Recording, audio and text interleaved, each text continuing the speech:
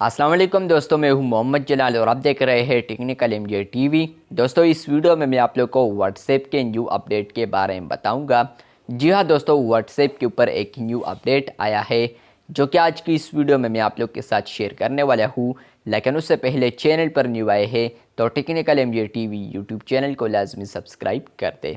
तो बात करते हैं यहाँ पर व्हाट्सएप के न्यू अपडेट के बारे में।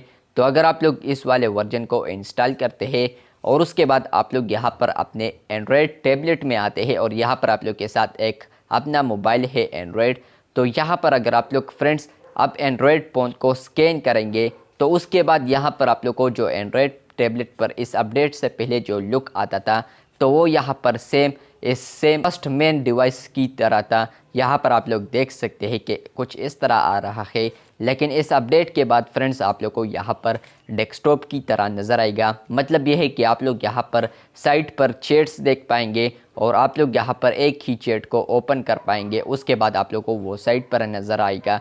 तो मतलब यह है कि एक चैट ओपन भी होगा और यहाँ पर साइट पर आप लोग को चैट लिस्ट सेक्शन भी नज़र आएगा, जहाँ पर इजीली होगी आप लोग को इजी होगा कि यहाँ पर आप लोग अगर किसी को भी मैसेज करना चाहे तो आप लोग उसके चैट पर डायरेक्ट क्लिक करेंगे। इससे पहले यहाँ पर आप लोग को बैक आना पड़ता था, उसके बाद आप लोग चैट लिस्ट सेक्शन के अंदर किसी को भी मैसेज कर सकते थे।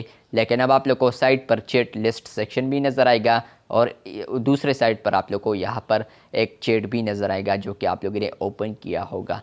तो ये अपडेट था स्प्लिट व्यू, यहाँ पर आप लोग इस अपडेट को देख सकते हैं। वीडियो अच्छी लगी है तो बिल्कुल वीडियो को लाइक कर दें कि आप लोग को ये अपडेट मिला है या नहीं। अगर नहीं मिला है तो कमेंट बॉक्स में आप लोग को ये अपडेट मिल सकता है। मिलते हैं बहुत जल्द, तब तक के लिए अल्लाह हाफिज़, शुक्रिया।